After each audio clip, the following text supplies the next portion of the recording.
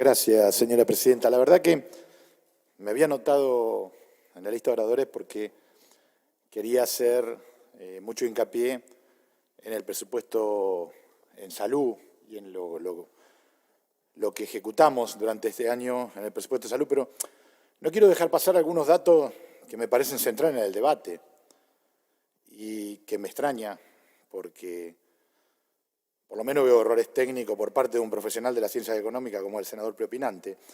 Cuando habla del presupuesto presentado, reduce la participación relativa de la inversión corriente porque aumenta significativamente la inversión en infraestructura. Esto es un dato elemental, básico de leer un presupuesto y entender cómo se articula. El presupuesto tiene equilibrio corriente y se expande en inversión pública. Me parece que esto no lo puedo dejar pasar. Y segundo, el tema de la deuda en moneda extranjera. Cuando se toma o se quiere poner en el mismo balance una deuda tomada con los mercados financieros, con los fondos comunes de inversiones a tasas extremadamente altas, contra un financiamiento con los organismos multilaterales de crédito a tasas infinitamente mucho más bajas y fundamentalmente con una mirada de financiamiento de obra pública. Me parece que esto no lo podemos dejar pasar. Interrumpir un segundo porque me están diciendo que no se escucha. Si se puede acercar un poquito más al micrófono. Es una banca incómoda esa. Ahí estamos. ¿Ahora? ¿Se escucha? Ahí sí, ahora sí. Bueno, no, les decía que quería exponer sobre salud, pero que no quiero dejar pasar dos cositas que son centrales en la discusión. El presupuesto presentado se reduce la participación relativa de la inversión corriente porque aumenta significativamente la inversión en infraestructura.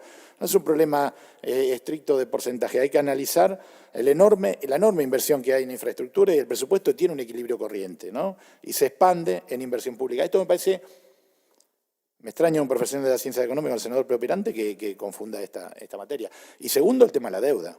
No es lo mismo, cuando habla de la deuda en dólares, no es lo mismo tomar deuda en dólares con los organismos del mercado financiero internacional a tasas extremadamente altas, como se tomó en el gobierno de María Eugenia Vidal, contra un endeudamiento preacordado con organismos multilaterales de crédito a tasas muy significativas y muy beneficiosas para la provincia de Buenos Aires, que tienen un financiamiento para financiar obras preestablecidas y que son obras de infraestructura sumamente importantes para lo que viene. Yo tampoco quiero dejar pasar cuando se dice renegociación no exitosa de la deuda. Cuando le ahorramos a los argentinos 43.000 millones de dólares que el gobierno de Mauricio Macri hiperendeudó a la Argentina hasta 100 años y que tomó una enorme cantidad de deuda y que no solo la tomó con los mercados financieros, sino que después se recontraendeudó con el Fondo Monetario Internacional, que eso es lo que tiene que ver con la tasa de interés que tenemos hoy. Porque hasta que no podamos acordar una reestructuración de la deuda con el Fondo Monetario Internacional, seguimos siendo un país con determinadas dificultades macroeconómicas y con algunas dificultades de sustentabilidad financiera. Por eso pagamos la tasa de interés, que no la estamos pagando, porque la verdad que el gobierno de Alberto Fernández, encabezado por el ministro Guzmán, fundamentalmente está tomando endeudamiento en pesos.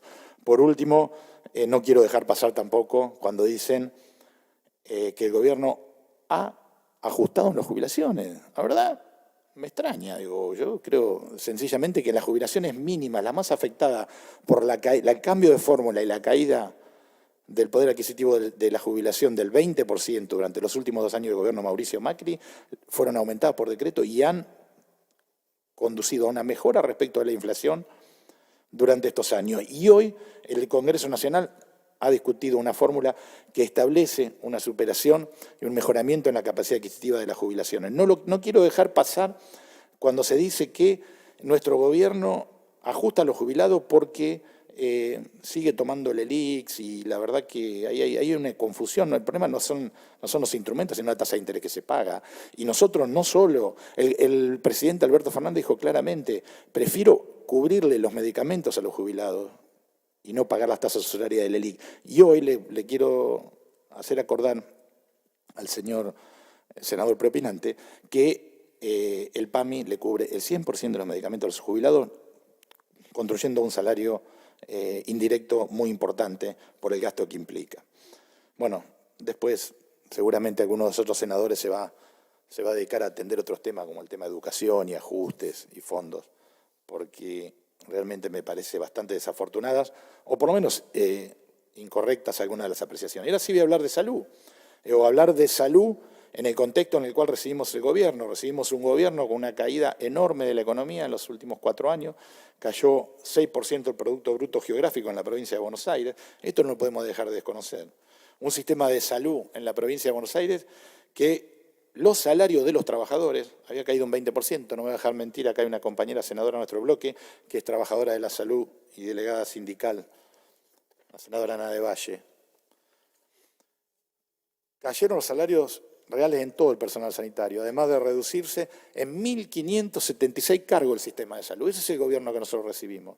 En el 2015 había 6 hospitales de gestión mixta a punto de inaugurarse con más de un 85% de terminada la construcción y no se habilitaron, se dejaron sin funcionamiento. Esa es la política de salud que recibimos. Respecto de COVID-19, la verdad que nadie quiso tener esta situación, nos cambió absolutamente el eje de las políticas sanitarias. Nosotros pensábamos trabajar fuertemente en el fortalecimiento de los hospitales, en el fortalecimiento de la atención primaria de la salud, pero nos vimos en una situación de emergencia en la cual tuvimos que salir a fortalecer el sistema de salud pública y a articular un sistema de salud integrado, porque también tenemos un sistema de salud absolutamente desintegrado, con un sector privado por un lado, la seguridad social por el otro y el sector público por el otro. Hubo que integrar un sistema de salud para dar una respuesta coordinada a la pandemia. Y estamos orgullosos porque lo pudimos hacer a pesar de que la economía cayó el 12% en la Argentina como consecuencia de la pandemia. Bueno, políticas respecto de COVID-19 creo que han sido nombradas muchísimo tiempo por el gobernador, pero programa de asistencia a sectores afectados por la pandemia, programa de asistencia tributaria de emergencia, créditos a través de FOGABA, Fondo Municipal de Reactivación de la Cultura y del Trabajo, programa de preservación del trabajo, Plan Nacional en marcha, bueno, innumerables. Yo quiero nombrar algunas de las cuestiones que se llevaron adelante. Se dijo que en el gobierno de Axel Kicillof el primer año no hubo obra pública. Yo le quiero recordar que cuando asumimos teníamos las obras de los hospitales todas por la mitad y tuvimos que llevar adelante 125 obras prioritarias por un total de 3.600 millones de pesos para contener la emergencia sanitaria. Puesta en valor de 14 hospitales por 1.011 millones de pesos. Ampliación y remodelación integral de 14 servicios de guardia de emergencia por 1.397 millones de pesos. Intervención en 97 centros de atención primaria de salud por 1.223 millones de pesos. 1.154 nuevas camas de terapia intensiva, llegando a 2037, ¿no? 335 millones de pesos. Adquisición de 2.274.236 equipos de protección personal, camisolines, bota, mamelucos por 411 millones. 655.078 guantes por 250 millones. Bueno, me puedo pasar el día nombrando la inversión que se hizo, pero fundamentalmente se hizo mucha inversión en obra de infraestructura hospitalaria o infraestructura sanitaria. La verdad que decir que el gobierno no puso en marcha la obra pública es por lo menos erróneo, o por lo menos no estamos totalmente informados.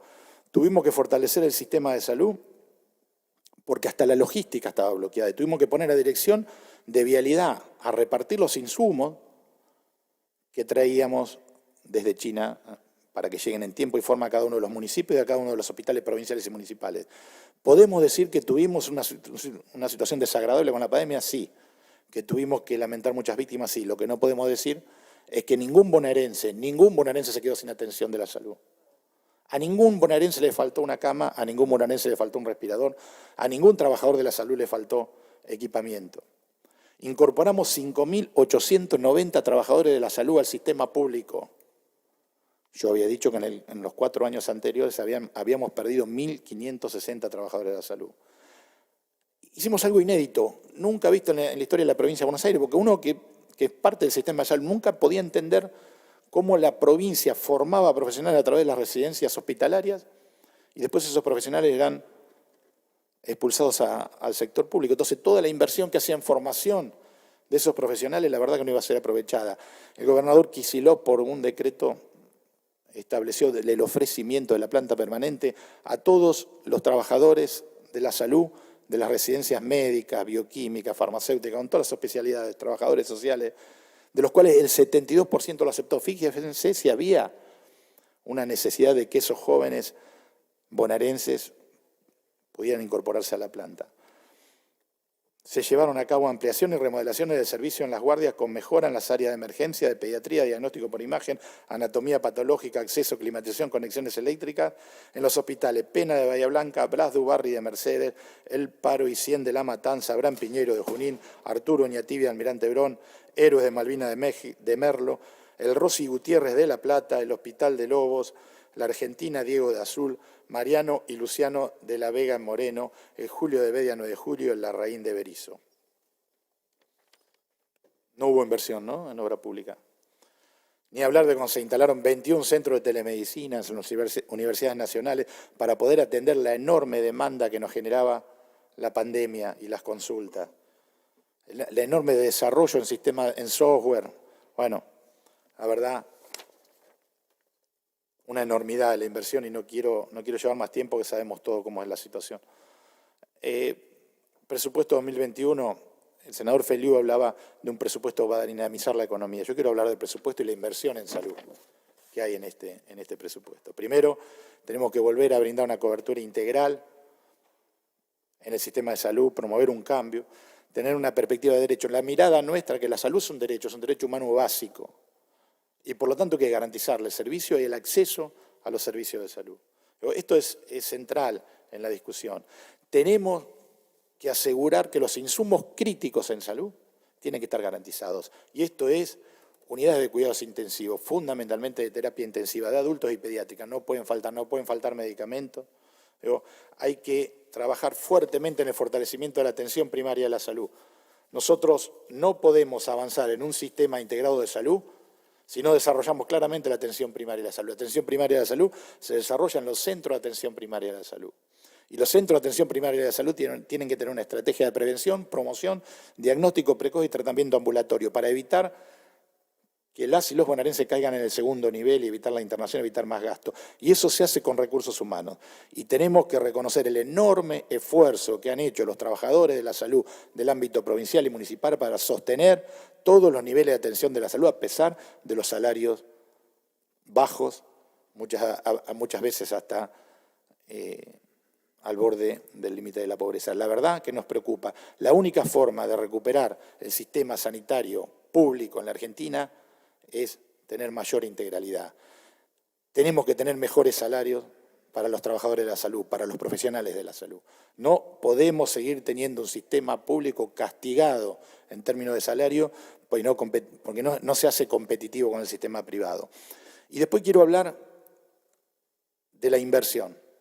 En términos constantes, en el 2016 de 62.951 millones, hoy vamos a pasar casi 70.000 millones de pesos en el 2021.